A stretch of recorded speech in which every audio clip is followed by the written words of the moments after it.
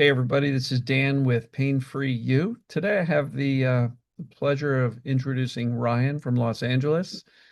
And Ryan and I go back a little ways. He was in the group coaching program for a little while, and he graciously volunteered to share his story in the hopes that some of you folks out there can learn from it, be inspired by it. So thanks, Ryan. I really appreciate you. So Yeah, thanks, Ann. Thanks. why don't you take us on a little journey? Tell me about your experience in this mind-body world. It's quite a journey. I like the way I've watched 70 or so of your success stories, and that was a big thing for me. And I came across your work early in the mind body phase, and those success stories and your daily videos. I mean, just looping those things all the time. And some of them, like Phil's. I like the way that in Phil's success story with all his digestive issues and such, that he phrased it kind of as like a hero's journey. Mhm. And it really does feel like that because you feel like you're just up against all these things. And like you say, it's so simple, but it's not easy. It's really not easy at all. And you have to just implement consistently and kind of work your way through it. There's just no way around it. You got to go through it. So thanks for your work and doing these interviews. And like a lot of people, it was my kind of one of my kind of dreams to do a success story with you when I got better and I was feeling consistent and I was ready. This is another thing I'm going to touch on later, but when I was ready to kind of look back, I think that's a big thing is when you're going through it, don't look back, don't look back too much. Like just try to keep going and going forward.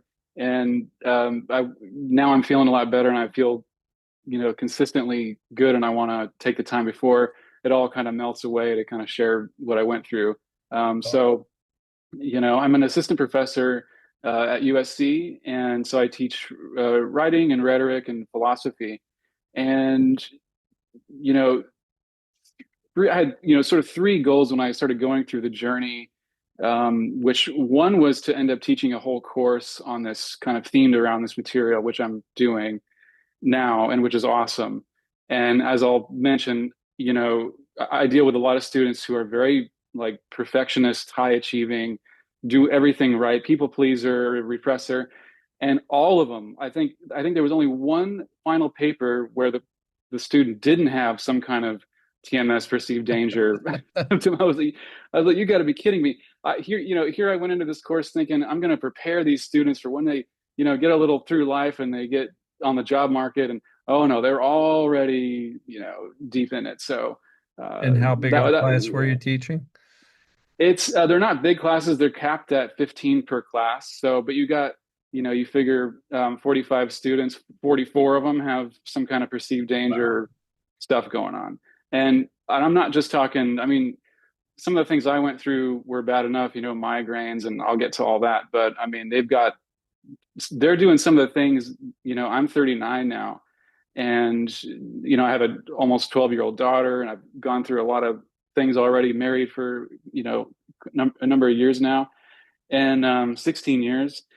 So I've had a lot more opportunities to go through things, and these kids are coming in 18, 19 years old, and they're already doing a lot of the medical stuff that I was doing kind of in the worst phase of it. So Yeah. um, it just speaks to I think the kind of personality cluster that tends to get these sorts of things, right, with the perceived danger. Well, I think So, I think 44 out of 45 is not necessarily a personality type. I think it's most everybody because it's a human yeah, condition more so than just these three personalities get it. Certain are right, more right. prone to it, but I think everybody is prone to it to a certain degree. That's true. That's true. Yeah, it's just human suffering, right? Human nature and kind of Part of the the human whole thing. condition, the brain's doing its job. Yeah. So Yeah, that's right. cool. So, I'll give a little of course the other two things that I wanted to do. One was to write a book, not exclusively on this subject, but a lot of it's in there. And I've got uh 600 pages already, and it'll probably be 1100 pages by the time I'm done with it. It's just this ridiculous project. So that was, Wow. doing that. And of course, to do the success story. So, here we are. And I'd like to give a little overview of the story first, and then get into the details Sure. and spend some time, obviously, on, how I, got better. So just to begin with, like I've mentioned, I have sort of the classic from Sarno, right? The personality Hmm. characteristics that tend to get this kind of stuff more, the perfectionist, people pleaser, repressor. Um, I've had some TMS, perceived danger symptoms, probably all my life in some form. And I'll just give a little overview of the earlier stuff, and then I want to focus on the last couple of years, though. Hmm. The first symptoms that I had were when I was about 15, and that was anxiety attacks. That ended up, serious enough to where my mom did take me to the doctor. They did the EKG test. They put me on the treadmill to check my heart and all that sort of thing. Stress test. Yeah, exactly. Stress test. Everything was fine. And that I later realized correlated with when my parents got divorced.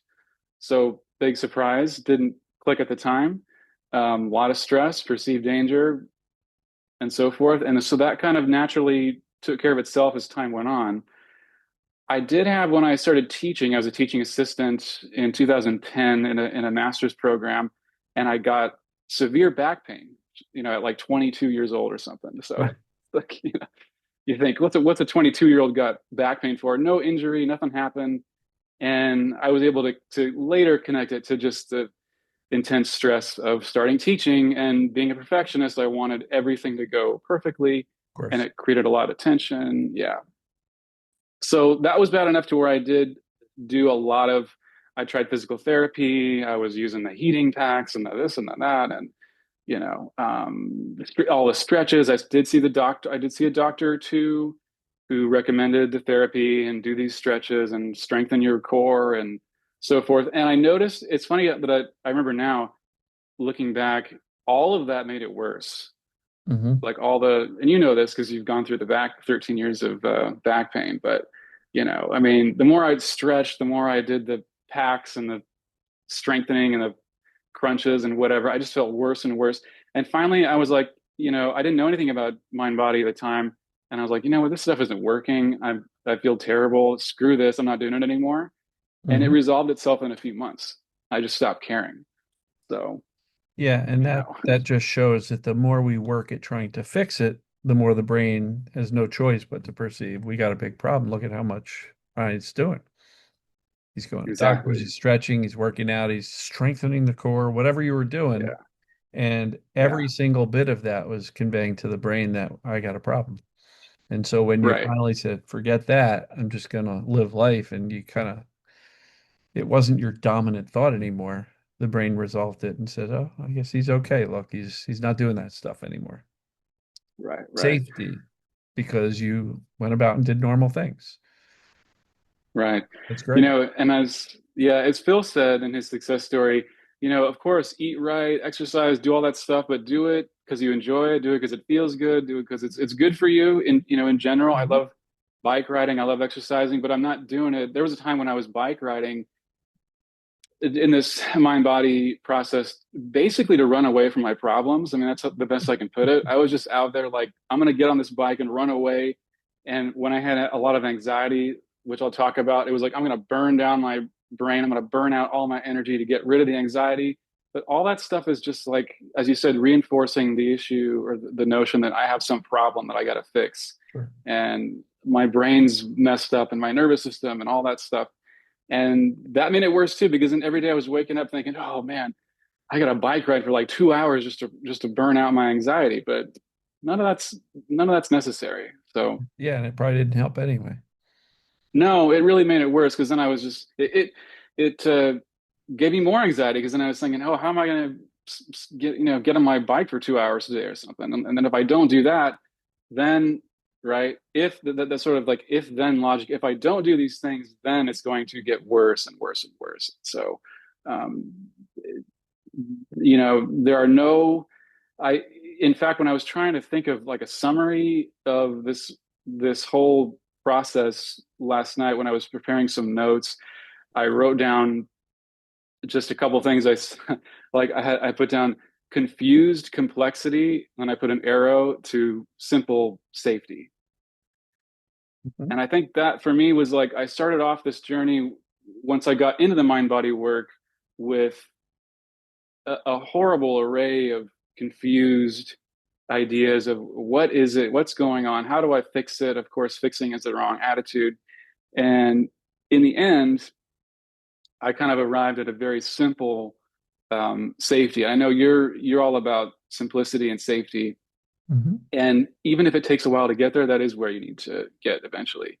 Yeah. Um, so the back pain took care of itself uh, in that natural way. I did. Uh, that was in 2010. I did start a doctoral program, a PhD program in English in 2014, and at the same time, my daughter was born that year. And so then you had kind of a dual, kind of a perfect storm of Pressure. immense stress. I mean, just outrageous amount of stress. And of course, as you say, stress does not equal symptoms, but if you, of course, chronic stress is not a place you want to be in. Right. It just kind of it stirs the pot, and that can create the conditions, right, for this kind of reaction to perceived danger and for the brain to kind of freak out. And so that's Right. what happened to me. I ended up in 2014 almost immediately with quite severe migraines. Sometimes they would last for several days. Hmm. I did get quite a few GI issues that were kind of unexplainable. I couldn't. I tried to. Thankfully, I tried to tie them to foods, and I couldn't. And I'm very glad that I didn't make the connection. Um, saw the doctor for that. No real answer. I had the anxiety attacks came back. This time were Right. much more severe, and saw a doctor for that. Did take some anti-anxiety medication. Did not help. I think that made it worse for me. A lot of fear and attention, at the Mhm. Of time to the symptoms and course. catastrophization. I was a master at the catastrophization and all of the wrong ways that you respond to these things. That went on for about a year, and insomnia as well. Insomnia was, I don't think I hardly slept for a year. My whole counter was just full of like supplement, like, NyQuil and ZQuil and valerian root and all that stuff. Wow. So, and it just made me feel horrible every day. Um, then that, ironically enough, again, resolved itself when I graduated and when I submitted my dissertation. So when I sort of got like the day I submitted my dissertation was probably the day that all of it kind of left, fizzled out, the migraines, the insomnia, everything else. Right. So again, I didn't know anything about, the mind body stuff. I just stopped stressing out, and my brain kind of naturally calmed down. Hmm. But that did take about a year and a half. Uh, you know, and of course now I look back and I can make sense of all this, but when you're in it, you're just in it. You're not, Yeah. You can't see it. yeah, you can't see it. So, one thing I'll say is don't beat yourself up, of course, about these things. You're in it and you just do the best you can. Hmm. And so I did feel good for a little while after the PhD, this dissertation, but um, I started as I taught at UC Riverside and Cal Poly Pomona for a while, and then I did get a part-time teaching position at USC, which was great. It was part-time though, so it was contractual, kind of like year to year, Hmm. and that was very stressful, right? And it was like, am I going to be able to keep teaching next semester? And so, to me at the time, I had kind of worked up in my life, kind of, I'm a first generation college student um, from a working class background. Started off at community college, had no money. My parents didn't have any money to pay for any tuition, so I was kind of constantly on edge my whole life, just Yeah. trying to move up, move up, move up. Community college, Cal State, UC Riverside, USC. So by the time I got that part-time position, I was tired. I was just tired. It had been it had been I think, I was in college for 12 years, Wow. and then getting on the academic job market is an insane beast of a stressful market to be on, Mhm. where for every one position there are 300 applications with, Oh, and wow. everybody has PhDs and everybody has, all these things. So great, I was at USC, but part time. My daughter was still young, and so the GI issues at that time kind of crept back in, and I was trying to figure it out, and I, of course, responded to it physically. I thought, well, it must be the food. So I cut more and more foods out of my diet, simpler and simpler and simpler, and um, did feel better. But as Joe said in his success story, I really like Joe's success story with the GI Yeah, the histamine guy. issues. Yeah. And, the way he phrased it was like, yes, he would feel better every time he cut out a food group, but then he couldn't, not only could he not get the food back, it only lasted for a little while, like a placebo effect.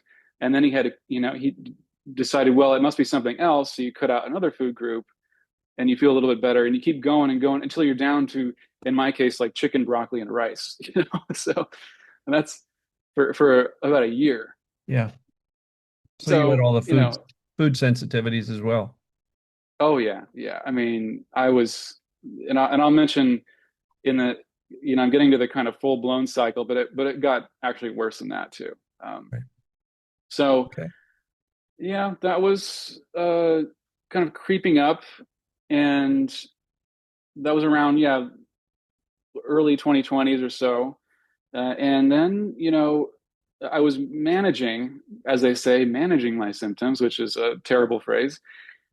And that kind of left me in fall 2022, um, getting the full-time position at USC, which was, really awesome.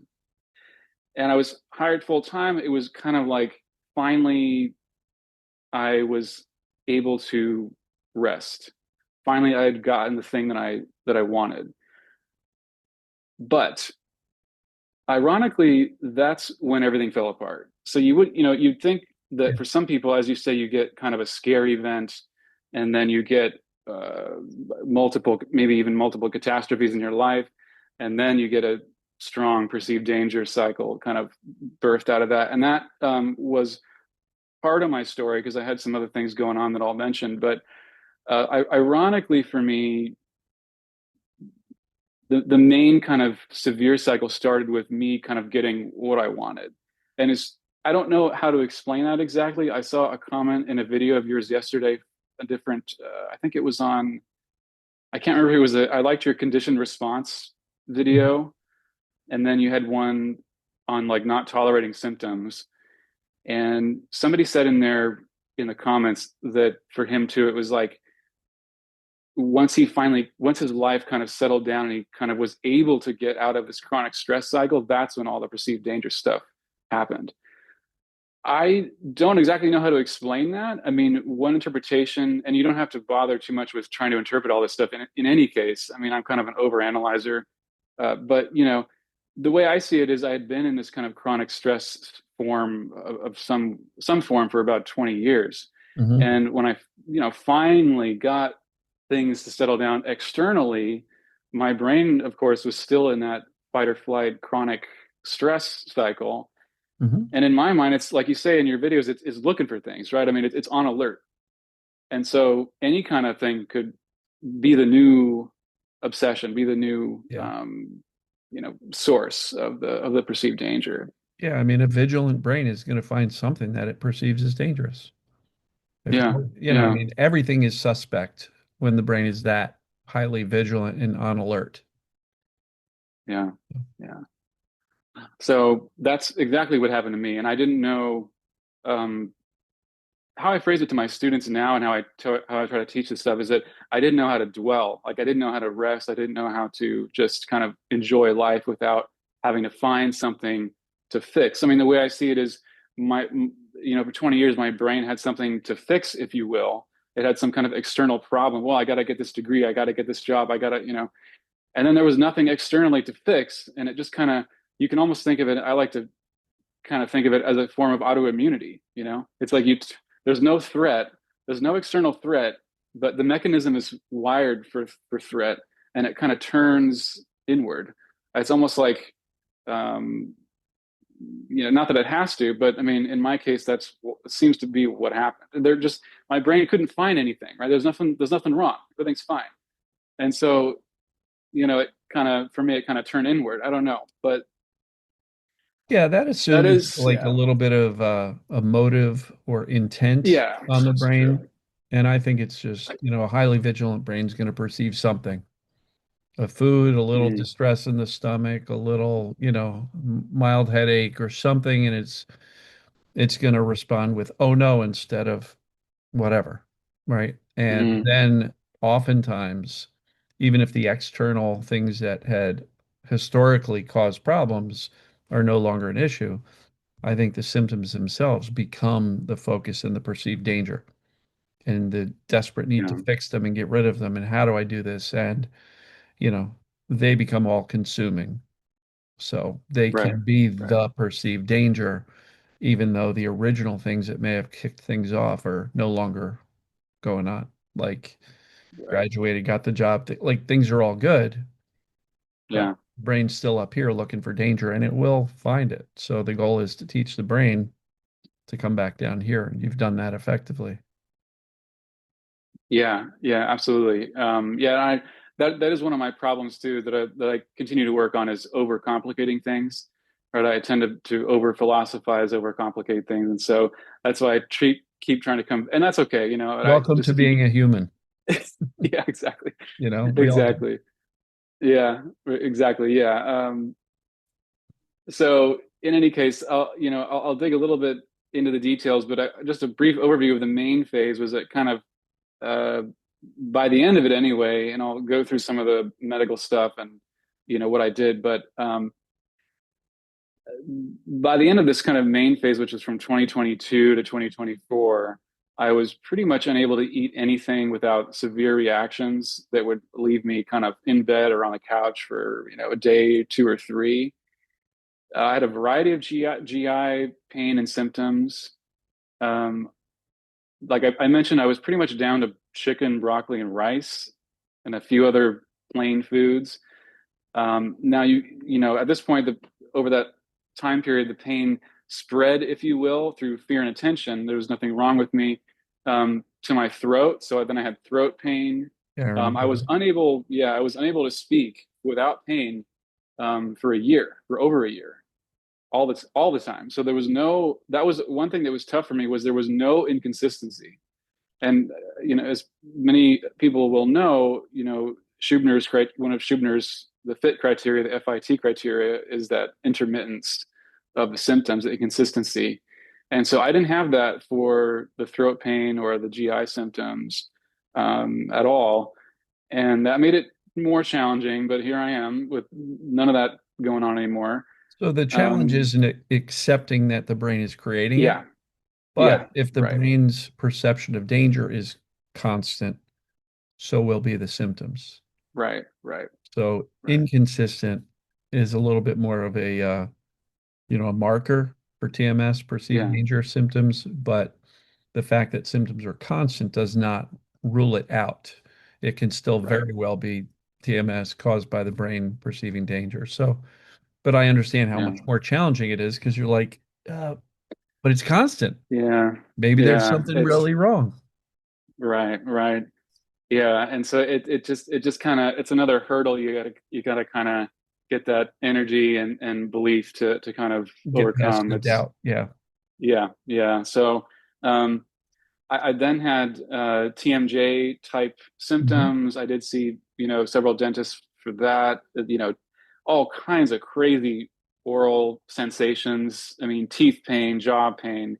I had burning mouth, which I totally forgot about. Which I was like, oh yeah, I had that for like a long time, probably at least 9 or 10 months. Um, Any all the teeth. Yeah, any change in taste? taste, I did, that's funny. Now that I forgot about that, I did for a while when they diagnosed me with acid reflux, which was also wrong. uh, get, you could say like a kind of a metallic taste. I think just because my brain created that through the expectation that that's what acid reflux people will get, and I think like once I heard about it, I was like, oh, okay. So, and then it, It's the kind expectation of, effect. Yeah. right. Yeah. The expectation. And So the reason I ask, I've got a gentleman who used to be in the group who has yeah. what's labeled as burning mouth, but he also has his tastes are very much off, and Hmm. that's what's freaking him out the most. So it's anytime somebody goes, Yeah. "Yeah, I had the burning mouth," I'm like, "How about the taste?" Because I want to make sure that people Right. know that that is all brain created and is reversible too. So that's why I'm Yeah. clarifying. Yeah. It's funny. I had forgotten about that. And I guess that just kind of went away as well with as I was going. I was more focused on the burning mouth and the reflex sensations, The yeah, the chest, reflex sensations, yeah, than the taste. So it just didn't get my attention as much. right? Um, yeah, I did have, yeah, like with the TMJ, the alignment stuff, which is minor, and it had no correlation at all with the sensations because the sensations were so inconsistent. So I know for a fact that the minor physical changes, which are not anything to be concerned about, had nothing to do with the sensations. So How's the alignment now? it is now just now getting back to normal. That was a tough one for me because it takes time, right? It just Right. takes time. It took me 2 years for things to get a little wonky, Yep. and that freaked me out. That was I know it's funny. A lot of people with the TMJ stuff in your success stories, they'll kind of tack it on like, and I had TMJ, and for me, that was like one of the biggest things. Sure. So, of course, that one took the longest to kind of settle down. So I just want to make a point about the TMJ and the alignment. My view Yeah, is when we have the brain perceiving danger in this area, creates tension, tension in yeah. the muscles, in the tendons, whatever, and that can cause things to get out of alignment. And then over Hmm. long term, that can create a little bit of muscle imbalances.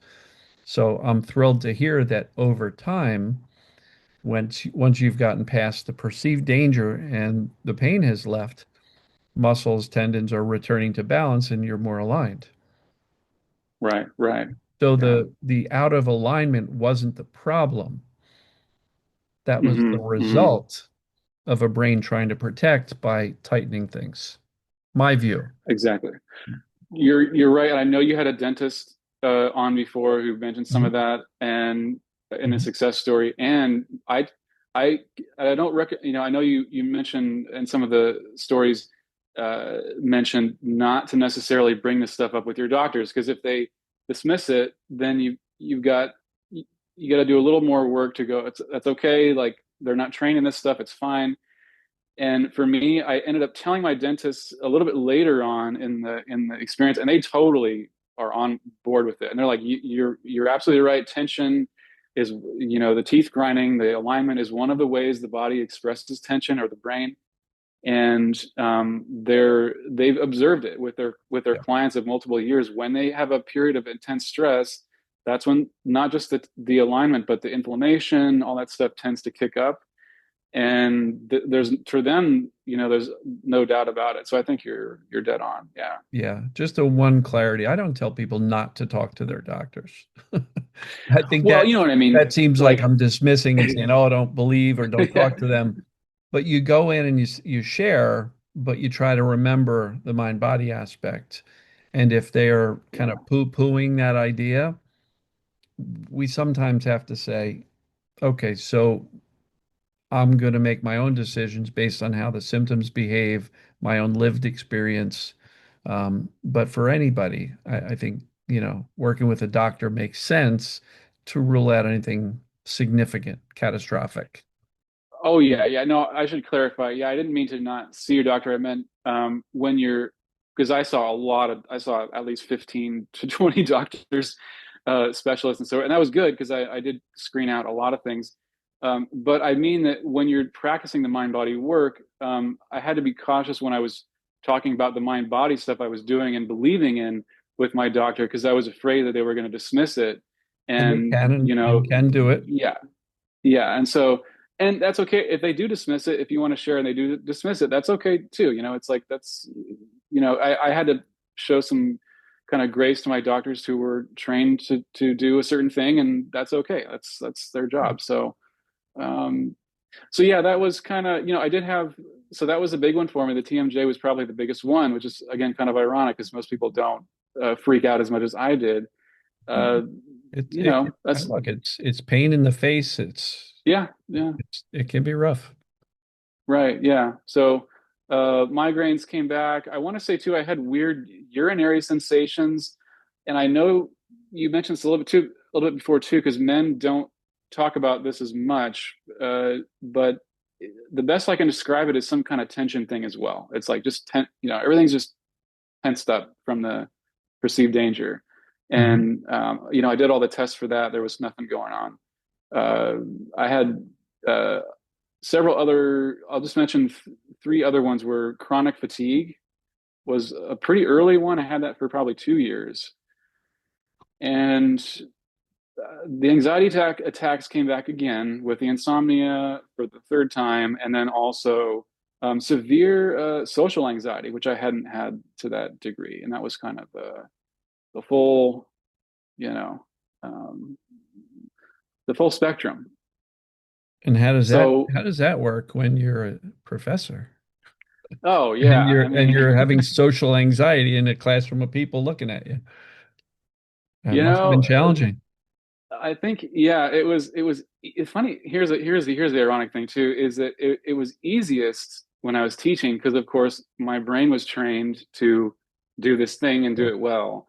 And so some of these things and even the throat pain, and I'll mention kind of how I dealt with the throat pain, but when it went away, this is the craziest thing. It only would go away when I was teaching.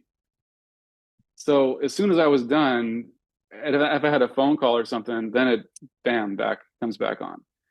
And that was a moment where I was like, "Oh, that's fascinating! Like that's just amazing that the Yeah, this brain doesn't can make learn." sense. Yeah, it's just because I had no, you know, to me that was there are things I think, as you say, where you can influence your symptoms, but there are those times when your brain is just it's doing its own thing and you're doing the best you can, even if, as Joe said, like even if you, and I liked your interview with Danny as well when he talks about being unbothered. Even if you are consistently not giving fear and attention to these things, it still takes time, right? So it's not like, oh, today I have no fear and attention, therefore I'm not going to get any symptoms.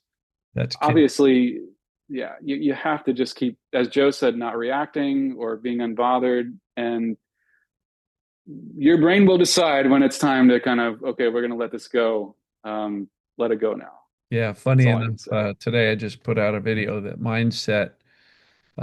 using mindset as a tool doesn't work. Meaning, Mm. I'm going to be unbothered today. How come Hmm. it didn't work? Yeah. Right? And that's exactly to the point Yeah. that you just made. We can't just think we can flip a light switch called I'm unbothered today because we're using it to get an outcome, which means we are very much bothered because we're looking for that outcome. So it's more an attitude and a belief system that I'm actually okay. Indifference is not something you can decide to be one day after you're in a panic yesterday. Mm. Indifference, Hmm. unbothered is something that kind of grows over time organically, the less and less fear you've got. So, Right. Right. good stuff. Yeah. Yeah. And one thing I'll say about these different symptoms too is that they all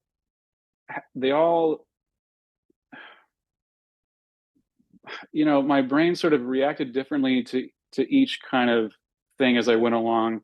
Of course, depending on the fear and the attention. Hmm. And so when I was ready, sometimes when I was ready to drop something, like with the throat pain, by the time I got into the mind body work and was doing a lot of these, I loved, for the GI stuff, and I'll mention a few big moments for me, but um, I don't care. They're like, I'm not going to take this anymore. The kind of like face the bully mentality. Like, if you're ready for that kind of thing, and that's like an honest, you can say fake it till you make it, right? And go ahead and do it. Like, go ahead and try it.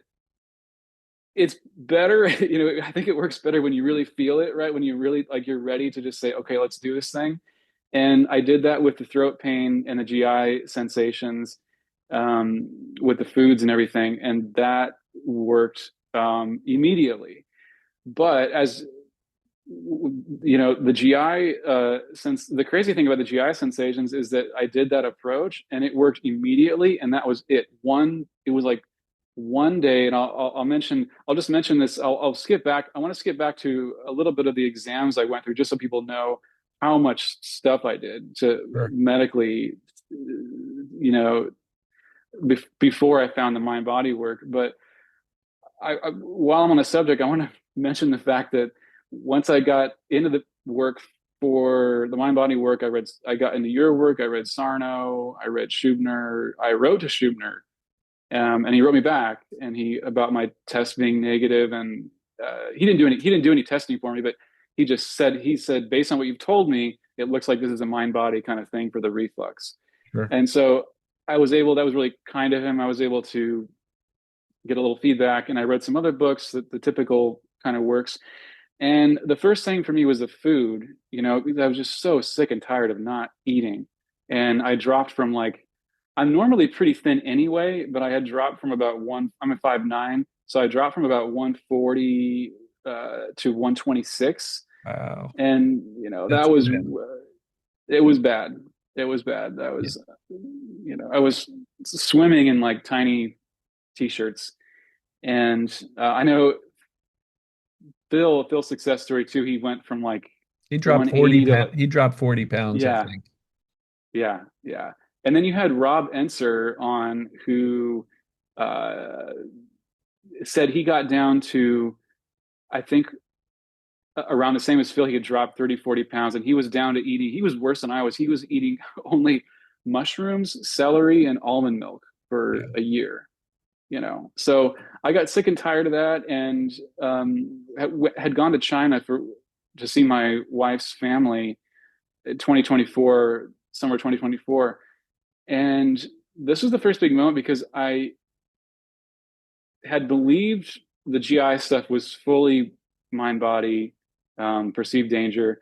And we got to China, and I had all of a sudden, whereas before I had been religiously scrutinizing the food, like no additives, no gluten, dairy, sugar, minimal carbohydrates. I tried every diet you can possibly try, a low acid reflux, IBS, all that stuff. None of it did anything. And it kept me like just getting along, right? Managing Just a symptoms. hair below chaos. Yeah. And it's like, who wants to do that? And so, you know, I got to China, but all of a sudden I had a lot less control over food. It's Hmm. like, we're going to be going out with people. I can't look at all the ingredients. What am I going to do? So that was a blessing for me, because it was like, okay, am I going to try to do the food thing and be really careful, or am I just going to say, screw it? And Right. I was like, let's do this. And so as you say, I just got sick and tired of being sick and tired. Yeah. And I, I was like, I ate the first day we got there, I ate everything, Hmm. just screw the whole thing, gluten, dairy, sugar, everything all at once. I didn't do any of that incremental. If, some people, if they do graded exposure, that's fine. I was like, no, I'm not doing this anymore. And I ate everything, and I got symptoms for 3 days in a row. They weren't too bad. Actually, they were a lot less, they were much more tempered than before. But I did get them, and I had weird head things going on that didn't make any sense. And the whole time I had that decision where it's like, okay, am I going to do what I've always done and go back and simplify the diet and be careful and all that stuff? And I was like, no, we're not doing any of that stuff. But this is it. Like, we're not going back. And every meal I kept eating more and more and more of the same stuff. crazy thing, 3 days later, all of this GI stuff dropped completely. And that, that was summer. Yeah, that was summer Oh, 2024.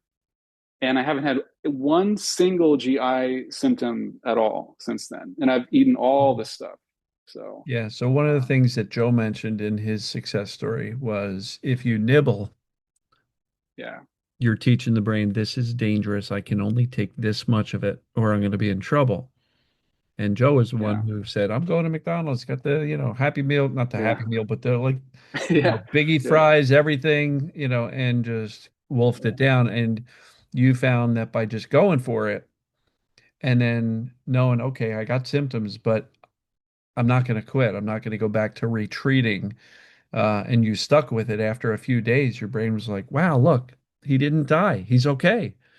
And the brain's survival mode and that set of symptoms can shut off sometimes quickly. You're not the first one to say within a few days of eat, symptom, eat, symptom, gone. You're not the first Hmm. one. I know some people, plenty of people who have had very quick turnaround once they made that commitment to themselves to say, the heck with the symptoms. Let's just eat. It's not Hmm. like your body Hmm. forgot how to digest food since this all started. I mean, you ate a normal diet most of your life up until Yeah. this crisis period. Hmm. Hmm. So brilliant. Love it. Yeah. Yeah. And the last thing was that I integrated, it's China, they don't do a lot of beef. So I Mhm. was eating mostly like chicken, chicken and pork and that sort of thing. And so the last thing I integrated food wise when I came back was beef. Beef was a big offender for me. That was like the most terrifying thing because I had cut it out and I was very afraid of beef. I had some, uh, the worst reactions I got were with beef. And so were you talking to Hard Deep and you talked about the beef belief? You got to change your beef belief. So I came back and I decided to get In and Out, and that was another. In and Out California is, Yeah, it's a classic staple. sure. So, and I hadn't eaten In and Out in like 2 years, and I was like, I'm gonna eat In and Out, and I hadn't watched Joe's success story at the time, but I took the same approach because like, well, maybe I should eat half. But your brain's like, maybe I should only eat half so I can just see. Like, no, no, no, we're not gonna eat half. We're just gonna eat the whole thing. I'll be fine. And uh, that's where one of the techniques I did use some visualization. So I did have that fear reaction, of course, because I had some rough some rough moments with the beef. So those memories came back, and then your brain kind of goes, "Uh oh, this is going to happen."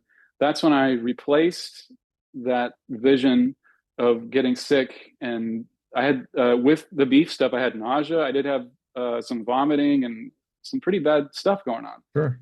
And I said, no, no. And I thought back to another strategy is to when the memories come back and the fear comes back, depends on kind of where you are. But at that point, I'd already been to China and done the food stuff. And so first I remembered the good reactions in China and I tried to cement that Yeah. image in my mind. And then I also, after visualized things going well with the In and Out, and all I did was just visualize myself feeling good. And I visualized myself, I had a lot of night reactions to food. So I'd wake up with stomach pain in the middle of the night. And that memory came back. And so I replaced that with a vision of waking up. I just imagined myself waking up and feeling good and then just going about my day. And sure enough, that's exactly what happened. I had no Yeah. reaction. And now I go to In and Out. I normally eat a cheeseburger. Then I was like, you know what? I'm going to get a double double and we're just going to double up the beef. And that was fine too. So, Yeah. you You know, you basically made a new prediction. You set a new yeah, yeah, expectation. And, Dr. Schubner talks about predictive coding. If you expect something, the yeah, brain can create it out of thin air. But it works both ways. If you expect a bad thing, it can create that. But if you yeah, expect a good yeah, thing, it creates that too. Now, it's not a light switch. It's yeah, not always perfect. In your case, it took several days for some of these food things to settle down, but you stick with it and you get through it. So brilliant. I love it. right. Yeah. And I will, just briefly touch, I'll give a quick list of, because I want people to know kind of how deep into it. I was. So I'll just give a very brief list of all the stuff that I was, uh, all the just some of the tests I did and the diagnoses, Okay. because that was some interesting stuff going on there. Um, so I had the throat pain, the GI, the migraine, all that stuff, TMJ, and so on. Um, I ended up doing about a year of the medical work. I did, let's see, two endoscopies, right? So that's fun, going in Mhm. the stomach. Three laryngoscopies. That's the one that just checks your throat. I even did something called a video strobe laryngoscopy, where you can see your vocal cords moving in Yep. like high definition. That was pretty cool, actually. I did a colonoscopy. I did the worst test in the universe. It's called esophageal manometry. This is like a endoscopy with no anesthesia. So you Sure. sit there and they just put it all the way down, and you're sitting there, and then you got to chew food and swallow it and drink stuff, and they just all this tube down your nose with a bunch of cameras and sensors, and oh man, All right. I don't know how anyway. detailed you want to get because that's going to be creeping Yeah. some people out. Okay. All right. But so I'll pull it back. it's okay to share it, but let's just Yeah. not describe Well, it like it's a horror movie film. You yeah, know. I mean, yeah, I understand what you're saying. I mean, I had never heard of it, so that was fun. I did two of the nasal probe tests, same kind of thing to measure acid. I did CT scans, abdominal ultrasound, renal ultrasound, barium swallow, esophagram. Yeah. I had a camera stitched in my esophagus to measure acid. That was great because that one proved that I did not have acid reflux. So this whole time, the doctors are telling me reflux, reflux, reflux, Yeah. sensations. There was no reflux, Hmm. and I did sleep apnea testing, SIBO. I was diagnosed with SIBO, but I want to say I know this doesn't get talked about a whole lot, but I want to say for the SIBO, I think you had one or two other people diagnosed with it on your success stories. I heard from my USC GI doctor that these tests are only about 50% accurate. So just for anybody who's got that diagnosis, be very careful, because the SIBO got me. I got very concerned about that. And then I heard later on from my USC doctor that the test is almost worthless. So that's what he said.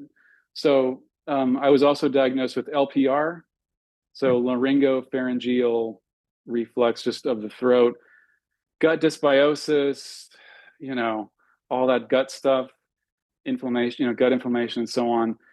And a lot of this was essentially and of course, all the blood tests I did. I don't know how many, 40 blood tests or whatever. Wow. A lot of money, a lot of money. I mean, thankfully, my insurance covered a lot of this stuff. And I want to say to anybody who doesn't have the ability to do all these tests, this was just me freaking out. Hmm. I didn't need to do all this stuff. If I could have known just by your criteria, Schubner's criteria, that this was, in my past experience, that this was perceived danger, Hmm. and I had done all of this before I had heard about any of this mind body stuff. So to anybody, you don't have to do all these crazy things. Oh, look, once again, we want to rule out anything significant. Yeah, rule out the structural, as Schubner says, rule out the structural, rule in the mind body. But Yeah. to me, I just kind of went a little wild. Well, and there's a lot of people So who, have been checked out a dozen times and they get a new yeah, symptom and they go, okay, I need six more investigations for yeah, this new thing. And right, right, right. the reluctance to accept a mind-body cause, um, it keeps a lot of things going on and on and on. It delays recovery. You know, doubt certainly Yeah, increases the fear. And so, yeah, yeah, yeah. no, So it's great. yeah, you definitely want to rule out the structural, get your basic, exams and such. But one thing I want to say that was tough for me in the mind body transition, that I don't know if this will apply to anybody else, but one of the hardest things was that I had three laryngoscopies. One was, by referral for this video strobe thing. And this is tough because all three of them, three different doctors, USC, UC Irvine, and a private doctor, all said that I had inflammation of my vocal cords, Hmm. and they were confident that that was the cause of my throat pain. So, that made it, and I hadn't heard of the mind body stuff, and so that made it pretty convincing to me that you've got three different people saying the same thing, and they didn't have any doubt, right? And I didn't know what else to think, and so when I got into the mind body stuff, and my brain confronted me with that fact, right? Like, here's what these three different people said, and it's like, okay, what are you going to do? So for a long time, I was afraid. And honestly, the only solution was this sick and tired solution. It's like, I'm sick and tired of talking in pain. I'm not going to do this anymore. And I think one of the biggest moments for me was going to class fall 2024. So I'd been doing the mind body stuff. I had the China experience. I'd been front loading a lot of material, just watching your videos, all that kind of stuff, Right. and decided like I'm gonna I don't want to manage my pain. I don't want to manage my symptoms. I don't want to live with it. Is another one they told me. Yeah, You sure. know, I'm No, like, thanks. right, yeah, no, no, screw that. It's like I want, it was Lissa Rank. I don't know if you're familiar with Lissa Rankin's work, Mind Over Medicine. I've heard the name. Yeah, I think Yeah, yeah. I don't know if I've read her book, but I've yeah. certainly heard of her. She was the one who planted the first seed in my mind, her book Mind Over Medicine, and she's a little more body based. I mean, she does do some of the stuff that connects to mind body, but Sure. she planted the idea. She just said in her book, like, what if it's possible that you could fully recover? And I was like, oh, That's that's cool. interesting. Yeah, it's like that's because everybody's been saying manage it, live with it, you know. And I was thinking, what if it is possible? Hmm. And so that's what got me. Like that's the thought. And I imagined myself uh, teaching because I really missed teaching without being in pain. It's like, Hmm. how do you do something effectively and passionately when you're in pain all the time? And so I was like, that is a cool thought. And so I thought about that. Kept thinking about that, doing the mind body work, and then um, made progress with the foods, cultivated some belief, and then I got to fall semester. It was like, what am I going to do with the teaching? Because at this Right. point, I was relying on throat lozenges and all this medical stuff to manage my throat pain. And I always had a lot, lozenges in my backpack and in my pocket in my Hmm. car. Anytime I get on the phone, for God's sake, I was taking a throat lozenge. Yeah. And I got to class that day and I was like, I had that kind of moment, kind of like Joe with his eating the McDonald's. It was like, we're not gonna do this anymore. And so I got into class and I just started talking and I was like, well, we're just gonna do this. And if I'm in pain, I'm in pain. And crazily enough, it vanished like right then and there. And I did a second because had a lot of fear Hmm. about the more I talk, the more I teach, the more pain I'm in. Second class, third class, right? Next day. And I just kept with that belief, and the pain was gone first class, gone second class, gone third class, gone the rest of the day. Next day, it came back on my off day. So, and then I just laughed at it. You just go, oh, okay, like that's fine. Yeah. I remember you Pain. talking about that concept of the more I talk, the more it would hurt. Yeah. Yeah, yeah, You yeah. spoke about that a number of times in group. Right, right. Yeah. And I joined your group around, I think, it was last year. I was watching your videos and I had gone to China prior to joining your group. And I think I came back from China and joined your group and, was cultivating that belief. And that really helped. And so by the time I got into August, yeah, last year, I was ready to kind of face the bully on that one. And I haven't, it did take a 3 or 4 months for the throat pain to finally Hmm. all settle down. but I knew I'd already gotten the proof. And so I didn't care. It was like kind of like Phil said, it's like if you know you've got the proof already, then who cares like how long it takes, right? You know what's going on, and you just keep not reacting and yeah, being unbothered. So you know, Yeah, I of love the course, who cares how long it takes. I mean, I say that all the yeah, time. Symptoms will go when you no longer care when they go. exactly. Yeah, yeah.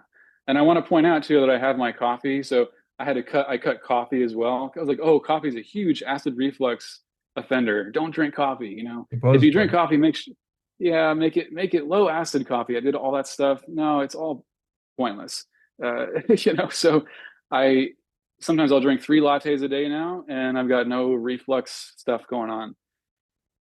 You Awesome. know, so that's yeah, that's kind of I mentioned all there was a lot of medical stuff. I did get to I do want to say that I did get at the lowest point um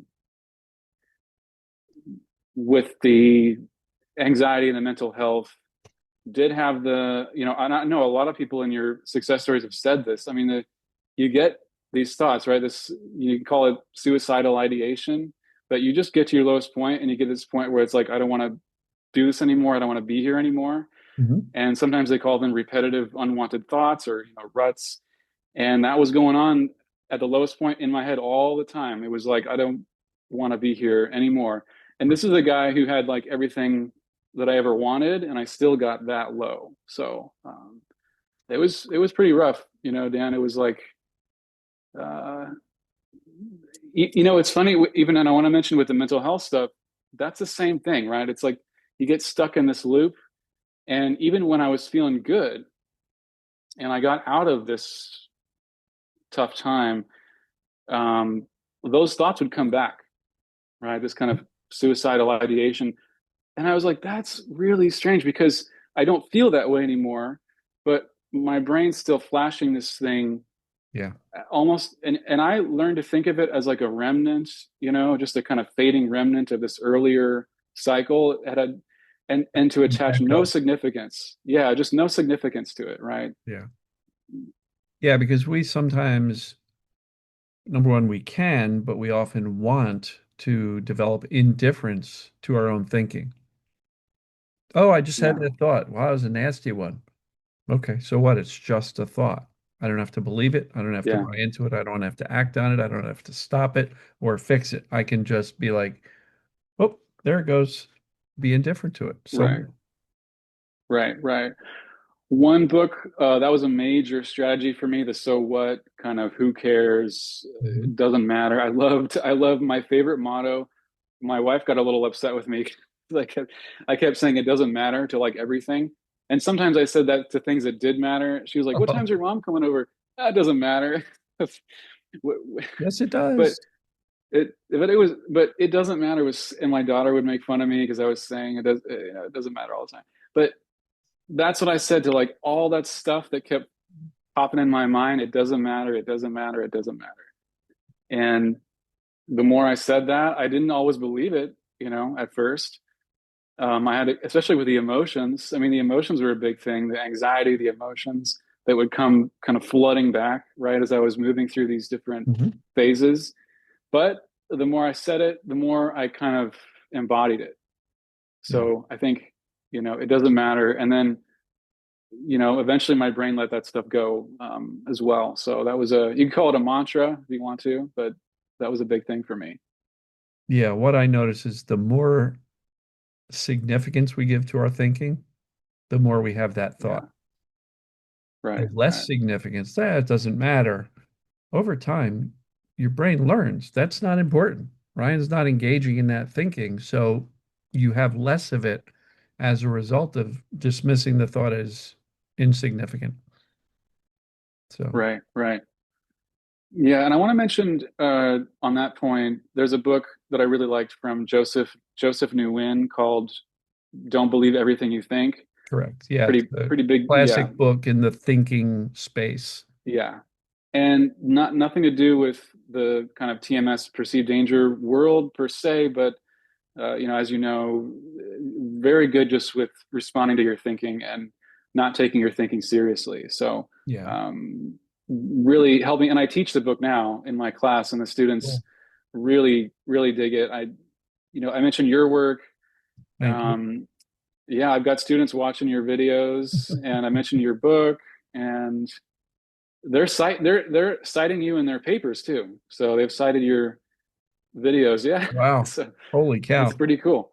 You're famous, Dan. It's Wow. you It was know, never the intent yeah, to be famous, but it's crazy to hear where my work is turning up. yeah. And these At students, a USC lot of them, lectures. How about that? yeah. And these students, a lot of them in my course are pre-med. So they're going to go into medicine, With right, this. with this stuff. Yeah. And I've got one student of mine in particular had a lot of, like, her whole family was doctors, Mhm. you know. And I was kind of honestly a little hesitant, or I wasn't quite sure how these students were going to respond to this material. I expected more resistance, honestly. I thought, we're all trained in the kind of biomedical Western model. They're going to push back. They're not going to like this Mhm. stuff. Maybe they'll criticize me. I mean, I shared my story briefly with them, and maybe some of them will find this video, and that's cool too. I might share it eventually. I'm trying to be a little more open with these things, Right. and there was almost no pushback. There was quite a few questions sometimes, but more like, what about this? What about that? Curious, How does it work? and Yeah. almost no pushback. I was like, you gotta be kidding. This is People are like ready for this stuff. Yeah, I think when it's explained in a way that makes sense, they kind of get it. Yeah, So, yeah, in the olden days, there was a lot of resistance to Dr. Sarno's work because it was all yeah, about repressed emotions and the brain is creating right. symptoms to protect you from the emotions. And a lot of the resistance back then was like, it's not in my head. Are you calling me crazy? I'm not Hmm, crazy. hmm. The symptoms are real. And so we have to be very specific on how we teach it that the symptoms are real. It's just that the brain's turning on alarms in many cases incorrectly. And Hmm. so Yeah, how it's presented, I think, makes a big difference in how it's received. And not yeah, everybody's ready for it. I mean, plenty of people are still going, yeah, that's not me. right. You're right. I think the emotions, like my father-in-law, and I'll mention this because he has the back pain, and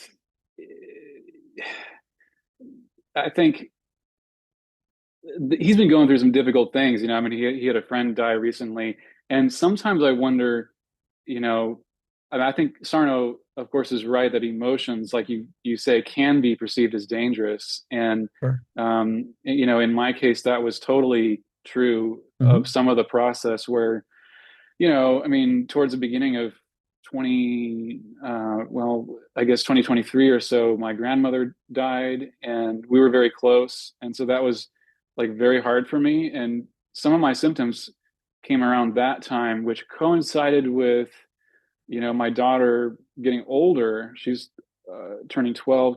And I was the one, because I have the academic job, who um, has spent most of the time with her. So it's like I've been the one taking her to the parks and the school and the this and the that, and taking her out doing all these things. And so for me, that was like really hard.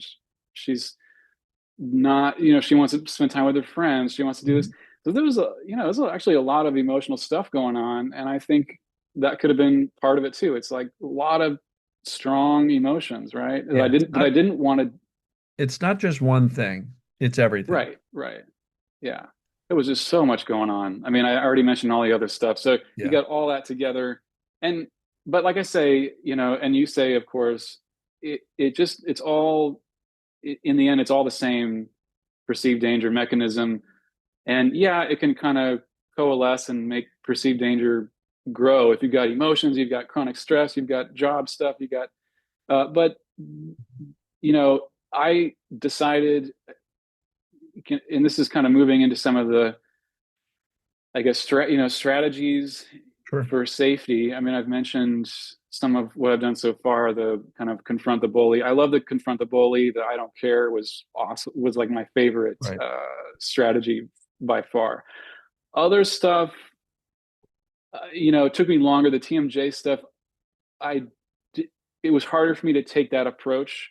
So I had a more moderate kind of like, it doesn't matter. It can stay around as long as it needs to. I'm just gonna be unbothered by it. That was my other main strategy. Um, for the emotions, with all the stuff I mentioned and more, the chronic stress and so forth, I did try journaling and meditation and some of that kind of stuff. Didn't The journaling was helpful only in giving me some clarity. So I think, like you say, you don't do it to try and fix yourself or to try and feel better. For me, it was good for clarity. And as soon as I had clarity, I really dialed down the journal, because then it became like an obsession. I got to journal about all the things, Yeah. you know. And before I had journaled, of course, like everybody, about all my symptoms. I mean, oh my God, all the notes about what did I eat, how did I feel, what happened, Yeah, that stops all became of that. Yeah, more not really journaling, but just tracking. tracking. Yeah. Yeah. So I did. Of course, I stopped all that once I got into the mind body work, and I only journaled about the wins. I love in your group doing the wins. I mean, I would write all that stuff down. So then when I would be not feeling not so good, I could look back and say, remember what was going on and Yeah. remember how Good. I felt. That was my favorite thing today. And I've been feeling good now for about, I mean, it's, as I mentioned, it's kind of all been a little different for each of the symptoms. I mean, I've been feeling great with the foods for, year and a half, over a year now with no throat pain. And yeah, which is really the awesome. What's funny, Dan, too, is I don't even remember what the sensation feels like. So it's like, how can you? And I remember thinking that's insane. Like, how can I And you forget forget it. this thing? I can't. If I told my brain to like reproduce it right now, and I know that when I was going through it, I would feel good, and then I'd remember it, and of course it would come back. And again, that's okay. I had to just say, okay, so it's back. That's fine. Just, it doesn't matter. Mhm. And then I just forgot about it. I couldn't tell you, like with your back pain, I couldn't tell you like when exactly the throat pain was, like the last day that I had some symptom. Right. It was just gone. So um Love it. yeah. Yeah, so if you had to, talk to somebody who's going through it now, who's got a bunch of stuff going on, Yeah, any words of advice that you would give somebody? I think, the hardest thing for me with some of these things is just to allow it, Hmm. right? When you're really deep in it, it gets easier, right? But when you're really deep in it, you really, especially from a person who's the perfectionist who like you joke about in your videos, I want this to go away now, like yesterday. So Yeah. you get, But that's totally not perfectionism, that's humanism. It's like, right, right. this is awful. I don't like it. How do I get rid of Yeah, it? yeah, So that's yeah, not right. perfectionism. That's just, ouch. Let's get this out of here. Yeah, that's true. Yeah, I think the perfectionism for me was more like, how do I do all of this stuff perfectly, so So I that get the result fastest. exactly. And so that created a lot of anxiety, you know. Pressure. It's Yeah. like I'm doing something wrong. I'm not doing enough. I'm forgetting something. And that was part of the notes too. If you're watching this and you're taking a lot of notes on how you're doing, that for me that was like, oh, even with the good stuff, I would write good things down that I was doing well, but then I'd be anxious that I was going to forget the good stuff, and then I was going to feel bad again. So I think this just allowing the process to kind of organically Hmm. unfold and just to take the time, whatever time it's going to take. Um, Whether it's with my GI symptoms or the throat stuff or the emotions with the emotions, that was a lot of like, I'm just going to allow this Yeah. transition in my life to happen, right? And I'm going to allow myself the Mhm. space to feel these emotions, but I'm not going to, as Joseph Nguyen says, like latch onto them. I'm not going to grab the emotion. Like it's hard to move on with my daughter growing up and so forth, but I'm going to allow that, but I'm not going to grab it and like ruminate and Mhm. spin in circles. So I think that process of just like kind of allowing a natural movement and Mhm. time independent, outcome independent, time independent is a huge thing. Sure. Cool. Any other words of Uh, advice for anybody going through it? yeah, I mean, you know, Like, how would you want to wrap it up for somebody? Put a it nice little is bow it. on it, wrap it up. Yeah, If you were, or if you were to talk to yourself at the beginning of the journey, how would you kind of save yourself a lot of time, energy, and effort? yeah. I like easy questions, Dan. That's a hard question. I'm just Right. I'm just joking. Um, I mean, I'm just asking, like, if oh you were to no, want that's to try good. to Yeah, shortcut it for yourself, what would you do differently at the beginning that you figured out after a couple of years of messing with this stuff? yeah. I I think think you touched on it, the allowing, the outcome yeah. independence, those things are key. Um, Hmm. I think facing the bully is a big one. I'm not sure I Yeah, like phrasing it that the brain or the symptoms are a bully, but I get the yeah, stance yeah. of I got to stand up for this because there's nothing bad going on, and I'm not gonna cower in fear anymore.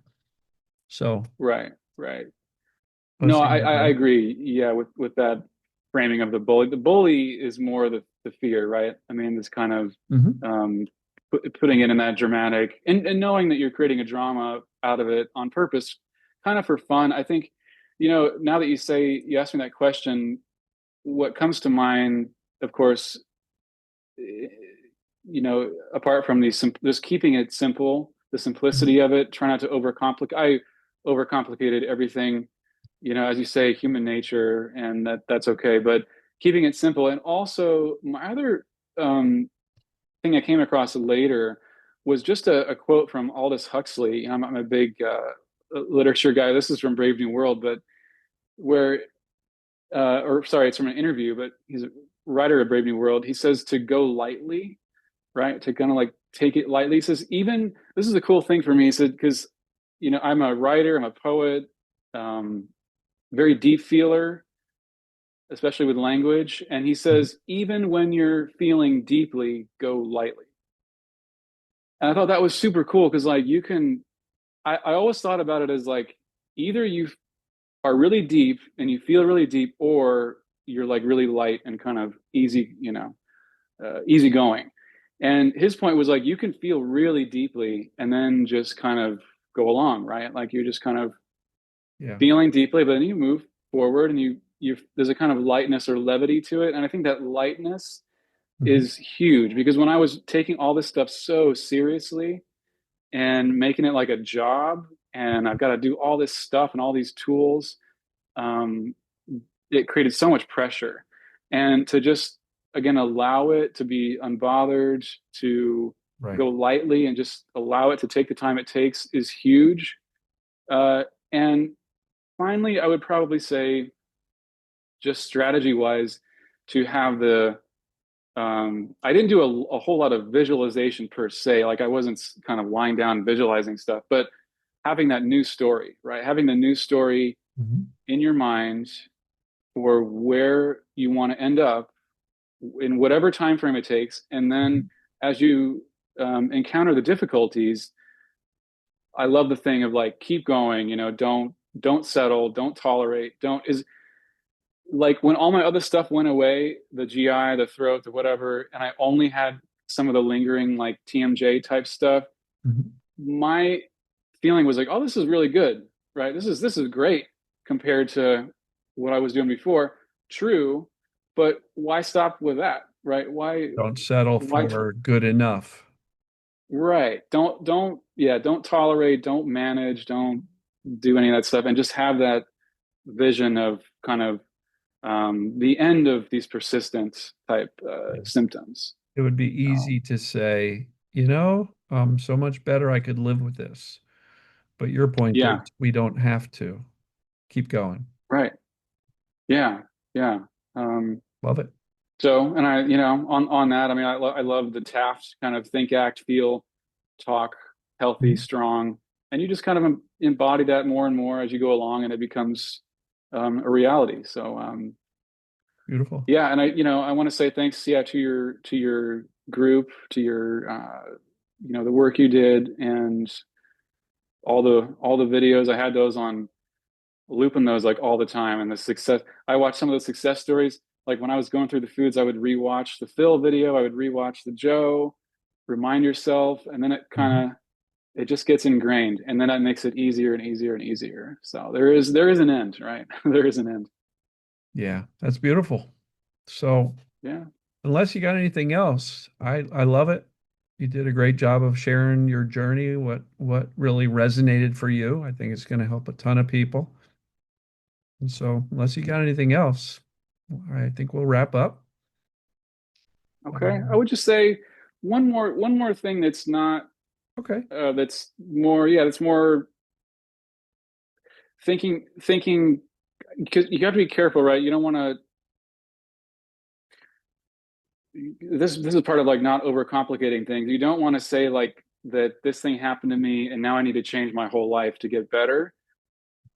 Not true. However, you can take it as an opportunity to make some changes just to enjoy your life more, and not to get rid of symptoms, but just to use it as a time to reflect. And so for Mhm. me, I treated it as a time to reflect on some of the chronic stressors in my life, like where I thought, even if I could live this way with no symptoms, why would I want to, why would I want to do this? Like, why would I want to spend my time doing this thing I Mhm. don't enjoy if I don't have to? And for me, I'll just mention one example was my academic writing.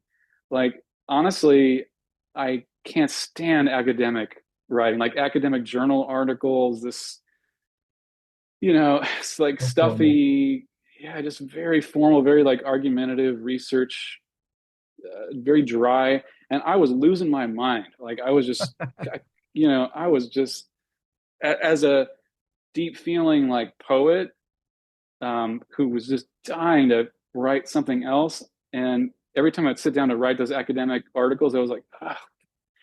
And it's like, okay, I could do that. I could teach myself to do that with no symptoms. That's fine, but I don't want to do this anyway. So I use it as an opportunity. It's like, hey, let me. And part of that, of course, is enjoying your life. I mean, that's one more strategy, right? It's just like Sure. enjoying your life, living your life through recovery.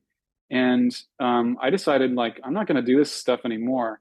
And I was able to, and I pivoted to writing things that I enjoy. And I've got this book project that's kind of a hybrid academic public facing work is the project I mentioned. And I've got 600 pages. And once, Dan, when I started out this process and I was trying to do my academic writing, it was just torture, like to get any amount of language out of it. And then once I started writing my book, I wrote 600 pages in like 3 months.